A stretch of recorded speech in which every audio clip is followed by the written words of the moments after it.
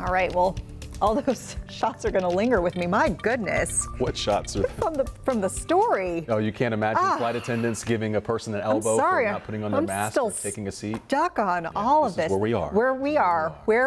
All right, well, the temperatures, they turn the temps down. high. Yeah, turn the temps down. Exactly. People everywhere. Aggressive, I think is a good way to put it. Yeah, the temperature is 95 was our high temperature today as we're looking at a beautiful shot through our Rock Hill Sky Cam across our Mr. Sparky camera network. Not seeing a lot of clouds here. This is showing that the atmosphere that was popping up showers and storms, well, it's starting to clean the slate. So that means our rain chances are almost going to be null and void. Notice what we saw over the last hour and now what's left over. So I think this is going to die out. Still a chance of maybe an outlier, but as you can see how small these are, most of us watching are not going to have all that much activity. This is all that's left here in Union County, and likely this is going to dissipate over the coming hours. Still a chance for a few more of these to last a little bit longer in the mountains, but as you can see for our FUTURECAST, here's 8 o'clock, poof, everything is gone past there, but we do have a better chance for rain by this time tomorrow. So our low temperatures overnight tonight dropping down into the lower 70s, very similar to what we had starting off this morning. We dropped down to 71 degrees,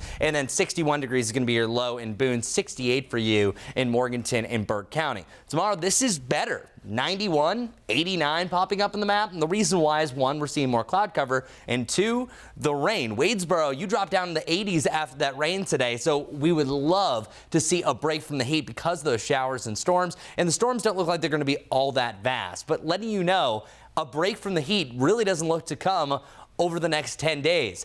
We're back to 93 a couple days from now, and then you're pretty much hovering around 90, 89, 90. And note, our average is 88 degrees, so that's a 10-day stretch heading into September that we're at least above that mark.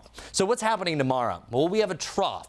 Any front that is driving into a hot and humid environment, as we have it over place, that's going to lead through a lot more showers and storms. And that's why you're seeing a much busier map than what we've seen over the last couple of days. We're also saying goodbye to a high pressure system. We appreciate you, my friend. That's what kept it nice and sunny over your Monday and again today. But then look at this coverage. It is a lot more aggressive compared to really what we're seeing for the rest of this week. But we're missing out on this big system to the northwest. So we have nothing that's really widespread, but certainly a much better chance by tomorrow. So freeze frame at 2 p.m. tomorrow, seeing isolated showers and thunderstorms. Even though we're not under a severe weather tag, there's always a chance that one or two of these could produce some gusty winds, some downbursts, something that we have to keep an eye on. But I think the window is mainly going to be mid to late afternoon. By the early evening, we start to clear the slate again, as I mentioned at the top of this weather forecast. And then by your Thursday, well, we're pretty much just back to that isolated scattered rain. So scattered showers and thunderstorms possible on Wednesday, again on Monday, but nothing major. Now let's talk about the tropics. The biggest chance for development is that big red spot that you see in the middle of the Atlantic. Likely it's going to be happening by the end of the 5-day forecast, so heading into the weekend. Likely that could become a hurricane, but it's just going to dance out in the middle of the Atlantic. The second best chance, the one that could affect the Yucatan Peninsula, something we're keeping an eye on.